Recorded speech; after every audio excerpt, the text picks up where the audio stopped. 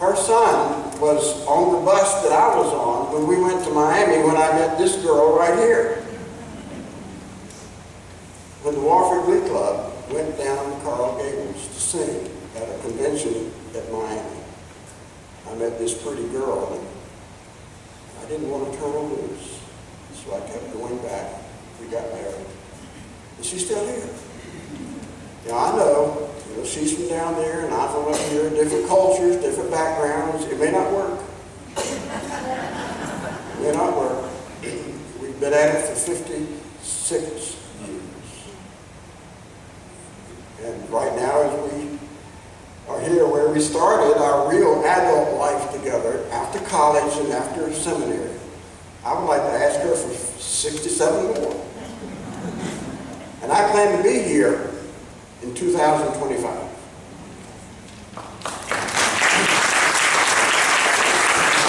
I want to bring her with me. I want to bring her with me. Thank you so very much. It is a joy to see you. It's a joy especially to see these girls right here, my Remember Little Things, and June over here, another little thing. I'm so glad you came. And those of you who are maybe a little bit older, and here, I was at her wedding. I had a small part in it, and I appreciate what she did to invite me to be a part of that. And JP did her ceremony in his own unforgettable way. Thank you so much for having me. Thank you for the love that you share, for the pastors that you've had since I was here. Some of you were not here when I was, except little children. That's okay.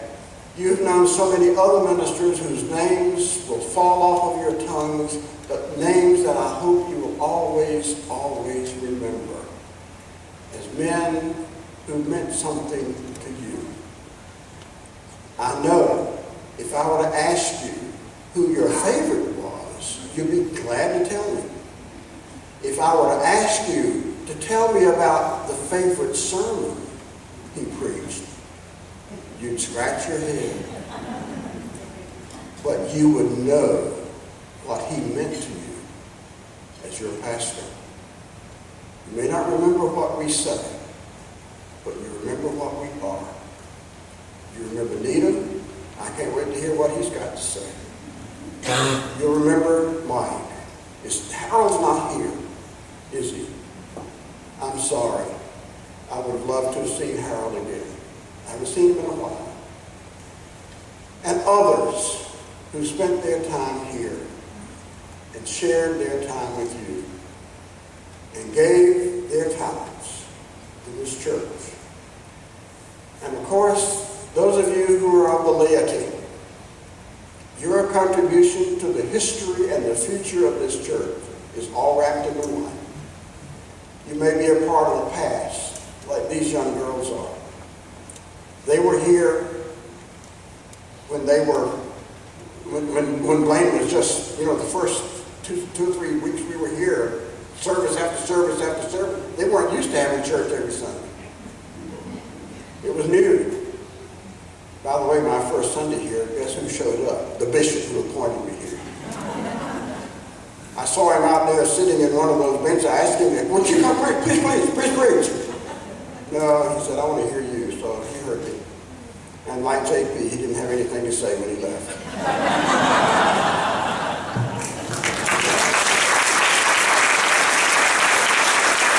I think we should stand for him and give him a round of applause. Sure. It's an honor and privilege to actually speak. Thank you so much. Well, what a treat. And it just continues as we continue to remember and look forward to 2026, our 100th anniversary. It's also important to look back to see where we've come from. And, some of the things in the record books that we keep track of is when they count us every day, or not every day on Sundays, and the offerings and the membership. But the human interest stories, the personalities of some of those folks who helped make us what we are today. Like the Reverend Thyron here, of course. Geneva's sister Peterkin, in her memoir, Heaven is a Beautiful Place, gave many such stories, and today we're going to hear 2 of those. Christmas, read by Linda, Daughtery, and New Year's Eve, read by Sam Cox. So if you would come forward at this time.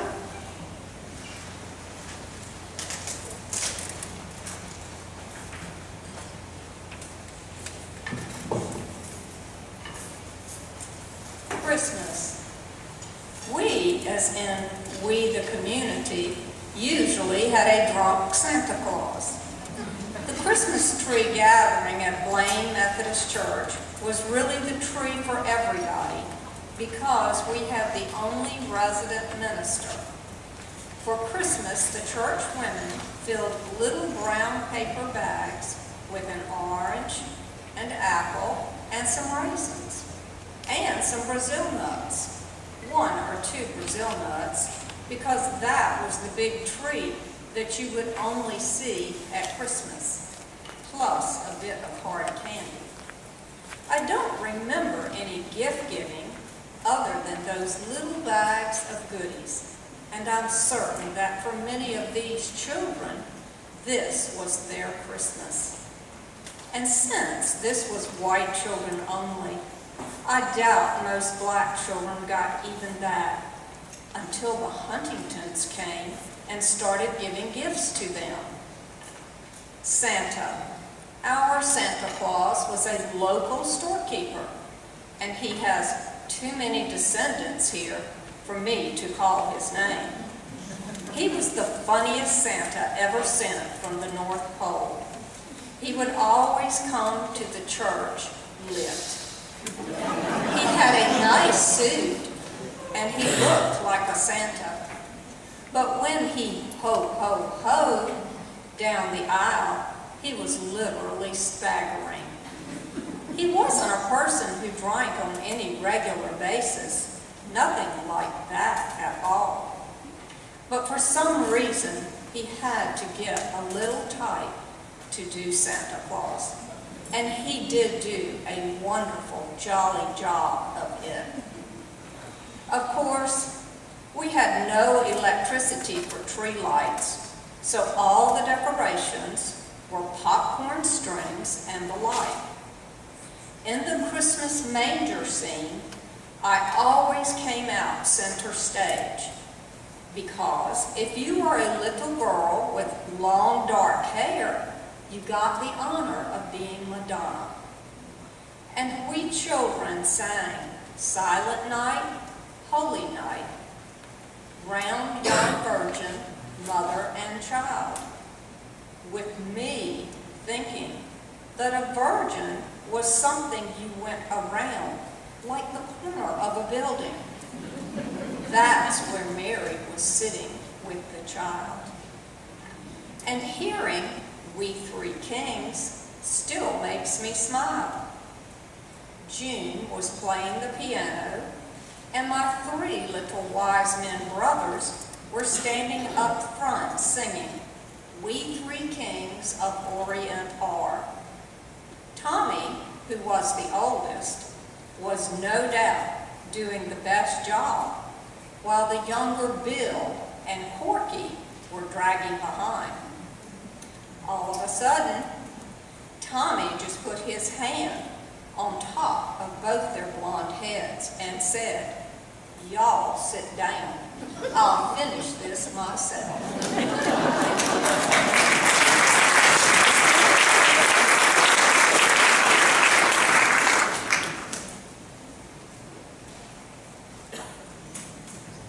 New Year's Eve, From Heaven is a Beautiful Place, by Genevieve Peterkin. On New Year's Eve, Lily's Heaven's Gate Church held a watch night service. That little clapboard and brick church was built around 1870, and it probably had the first black congregation to be formed here. I'm sure this service went back to that time or earlier. About an hour before midnight, Reverend Aaron Pinnacle started.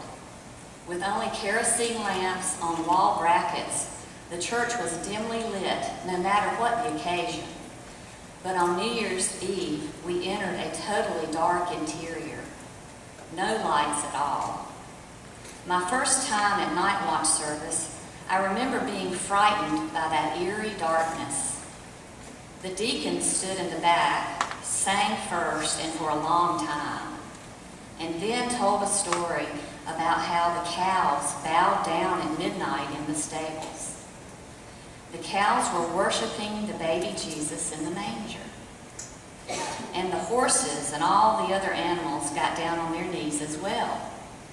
Then spirituals were sung by the whole congregation until 15 minutes before midnight.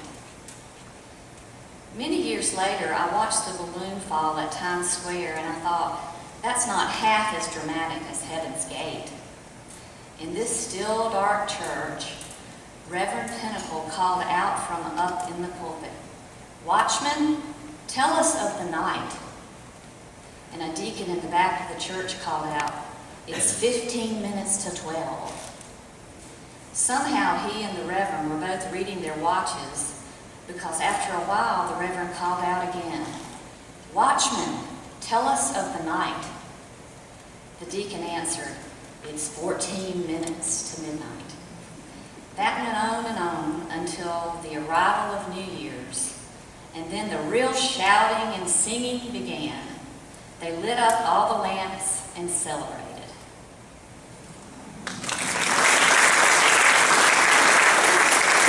Hopefully you've enjoyed those stories, and we have more to share with you now. So we're going to call this from our memory bank, so to speak. So raise your hand and let me know if you'd like to talk, and I'll come over to you and I'll hand you the microphone. Try to keep your stories brief if you can.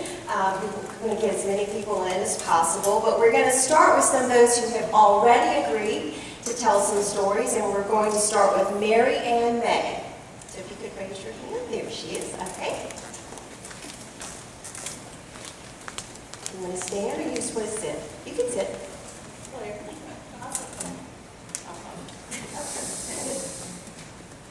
Well, I have a lot of wonderful memories of Belin. I didn't even recognize them. And I know they didn't recognize me because of the gray hair, but at any rate, it was a wonderful, wonderful early time to raise a family at that time. We were always planning something because there was just nobody much here to plan. We had a small congregation. And I know we didn't have a choir, so when you walked in the back door, if you could sing, or if anybody thought you could sing, they'd just say, "Come on up here." And we all sat on the side over there. We didn't even have any place to sit up behind the pulpit. There wasn't anything behind the pulpit at that time. But we sang joyously, and I loved being in the choir, and I was always in the choir after that too. And I know when Bettina and Needham came, she was an instigator, I'll tell you.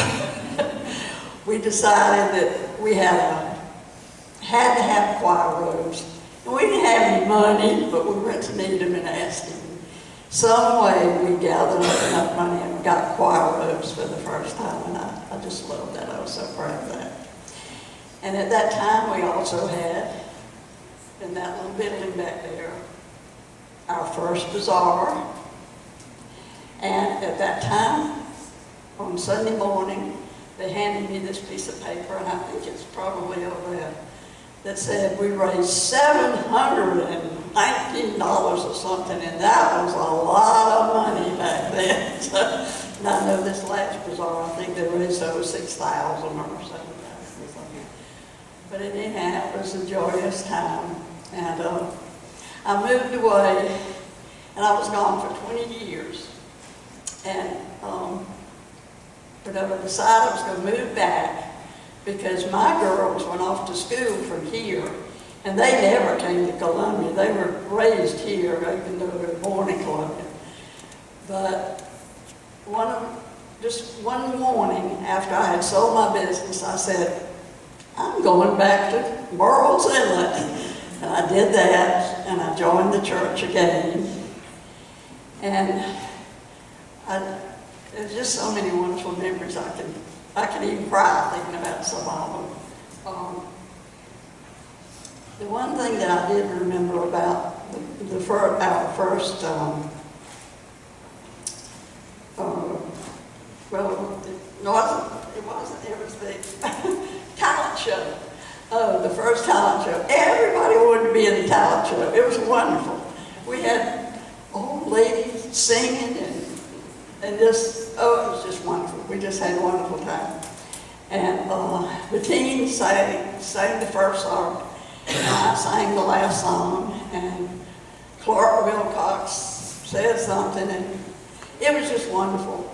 But I just love Belin, and I came back to it, and I'm so happy that I raised my children here. Thank you so much. And now I would like to check in with Sydney Williams. Oh, no, I feel like a game show host. That's okay. Here you go. I don't have a particular story. I just have lots of memories. But I want to thank those who paved the way for all of us. Because we're still here, and we're a thriving church. And I look around and see faces that I know and faces that I don't know. And volunteers and people that come to church and people that just support everything. And I'm so appreciative of that. And a lot of you know that I grew up Jewish, and so I came here a little Jewish girl and found the Lord in this place. And all of you are a part of that. And I just thank you very much. Thank you. How about Mr. Charlie Match? Where is he? Here we go. Oh, you just take that one up there. That'll be perfect. You're not going to get off that easy, I can tell you that. Cindy, you did a great job. Keeping it short. Let us pray. Thank you, God, for being with us and for caring and providing for us and for guiding us through each day. Thank you for the gift of knowing you and having you as part of our lives.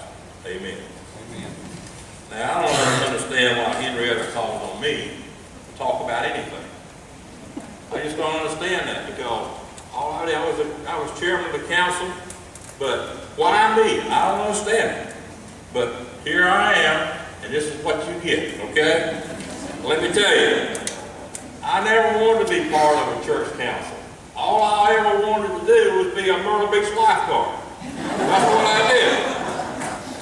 I never wanted to be an insurance agent. All I wanted to do was be a Myrtle Beach lifeguard. Things were nice on the beach. You can see a lot of nice things down there. But guess what happened? 50 years ago, I was sitting in my lifeguard stand, and this little lady came by. Guess what happened? My friend said she came by and shook that thing, and I ain't too strong anyway. So that changed my life forever. I had to go a different route. No more lifeguard. That was it. She changed my life. So here I am. Belin Church is very, very special to me. The people in this room are absolutely wonderful. I just cannot say enough of how much you make me feel, how good you make me feel when I walk into church on Sunday morning or in a meeting.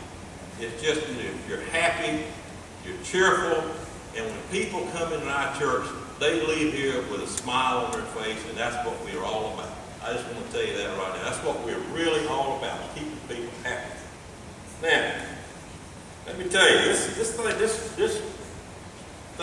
Belin Church started with me about 60 years ago.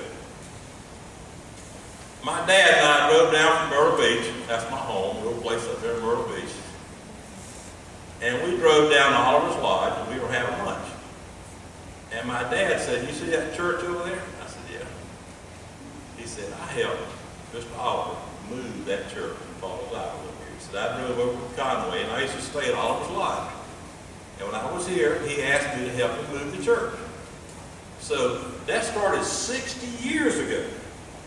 Can you believe that? So it didn't register with me then. I was 9 years old. But today, when I think about that, there was something in what he said. There was something about Belin Church very, very special 60 years ago. He helped Mr. Oliver. I don't know if it was Mac Oliver or Bill Oliver or which one of the Olivers it was, but he said, I helped Captain Oliver, I believe is what he said, Captain Oliver. Anyway, and as chairman of the council, you've heard me say many, many times that we have the best minister, we have the best church, we have the best choir, we have the best staff, we have the best volunteers, and we have the best members of any church in these United States of America. I believe that saying, I believe next week, and I believe when I'm gone. Now, I'm not going to talk too much more about Belin. I'm a fisherman. I worked from the time I was 24 till I was 57 years old. I said, that's it, I'm getting out of here. That was enough for me. I have a friend of mine in this room, still working, but we worked together for a long, long time at State Farm Insurance. So at 57, I closed my office, gave it to my son in Camden, and I came to the beach. Bought me a little old John boat, a little old Grady White. I said, all I'm going to do from now on is go fishing. And Bobby, I would like to have taken you fishing.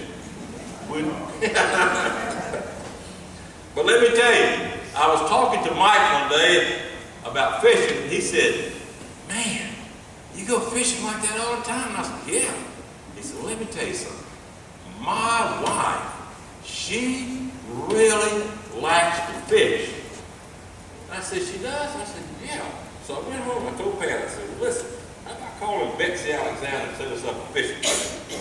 So she did, and so we called Betsy and Mike, and I think Joyce Skipper and another person, they came over to the house and got in my Grady White, and my grandson's papa, he says, Papa, I want to go with the boat into 2 inches.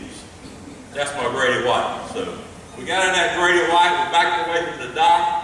We had it all packed up with coolers of drinks, sandwiches, and no Pabst Blue Ribbon is on this boat, okay? I just want you to know that. No beer, no beer. So anyway, we took off down the canal, and we had a little song playing on the radio. It was by a guy by the name of George Jones.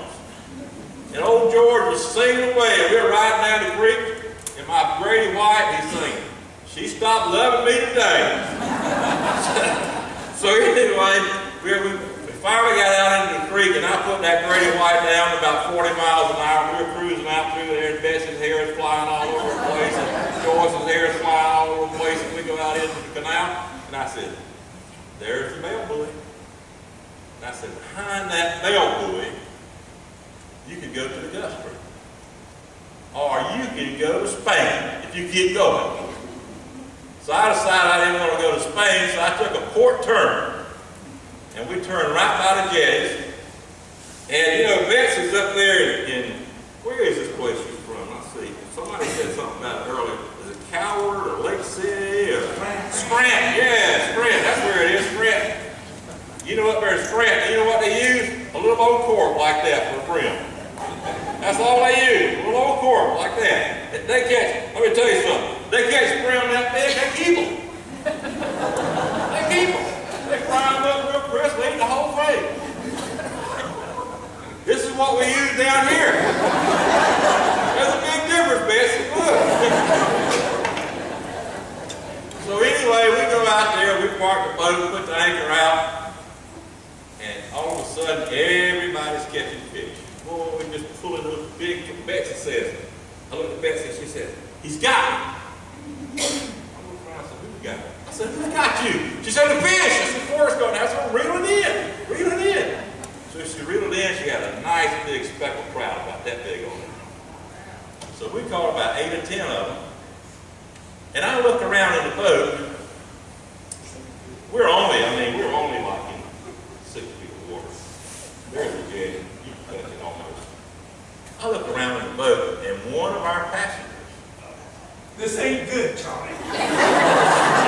One of our passengers just turned green. I mean, we sitting on the beach, and he's turned green.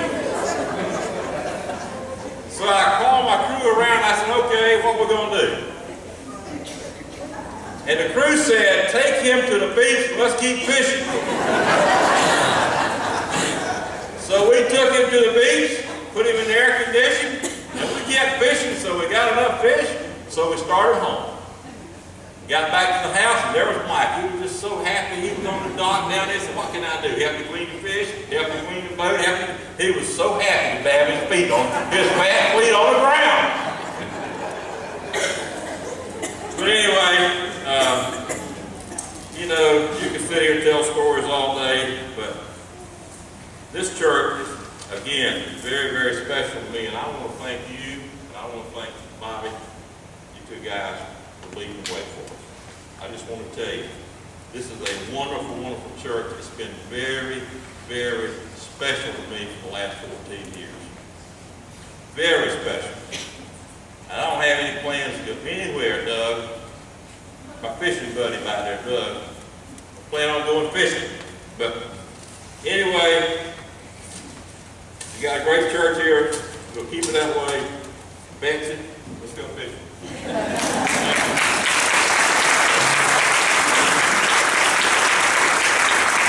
All right. Would anyone like to say anything right now? I can come up to you.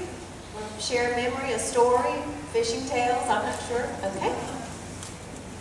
Some folks have already agreed to talk, but kind of will ad-lib along the way if you want to. And I'm so new that I don't know everyone's name, so you tell folks who you are. They probably already know that. I'm Steve Strickland, and Henrietta asked me to speak today and tell a few stories, and I like stories. Then, right before this thing started, she came up and she handed me a book. And I said, well, I've already got one of them. I said, I got a couple of them. I got a couple hundred of them. So, but just a couple of memories from Belin. I grew up, when we moved up here, I went to the Baptist church with my grandmother. And she got older and couldn't make it to church. Me and my brother David, we ended up coming up here and being involved with the youth group. But you know, the whole time growing up, you know, the Boy Scouts are so associated with Belin. Anybody that's associated with the Boy Scouts knows who Jesse Lee is. And Jesse, with the support of the Methodist men, grew a bunch of us Boy Scouts, and we had probably one of the best troops in our area, because we go to the jamborees and we take whatever ribbons or trophies or whatever they have, we bring them home with us. But you know, I can remember too many nights when they were doing the barbecue that we got to sit out here and watch the fire burn. These men had somehow convinced us that it was a special honor to get to dig down into the coals and sprinkle coals under the barbecue, and we would beg to stand here and do that. But you know, that was something that you know, our troop was just so closely intertwined with Belin.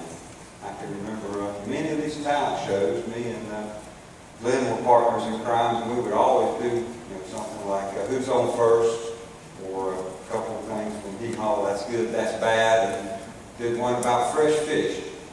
But you know, wonderful stories and wonderful memories, and it's always a pleasure to hear other good stories. Thank you.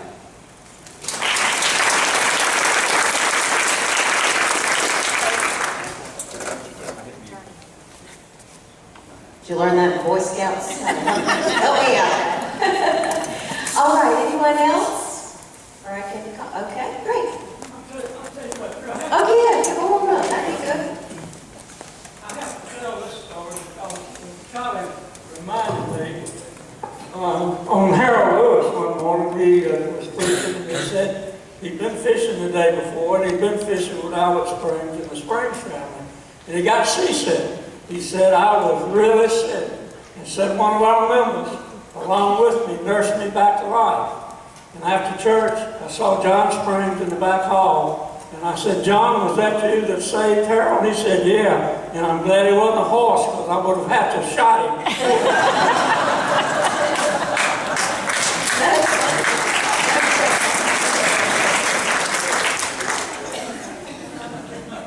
How about Hannah Cromley? Here we go. I know you. You just sang earlier.